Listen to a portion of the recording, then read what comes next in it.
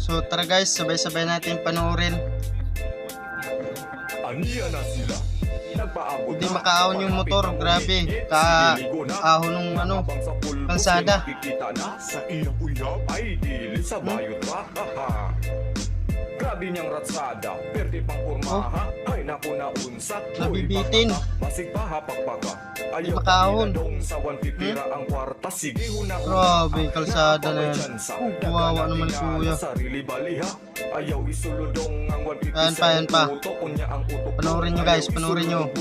Asa na Kung makaahon ba to. mga mamayutay sa Uy. mga gabi sa kanto maglaray pag mag-una mo bay ayaw pamayot bay Grabe. lagay susintaon gabi tay sige budaki Grabing kalsada na yan, grabing ahon.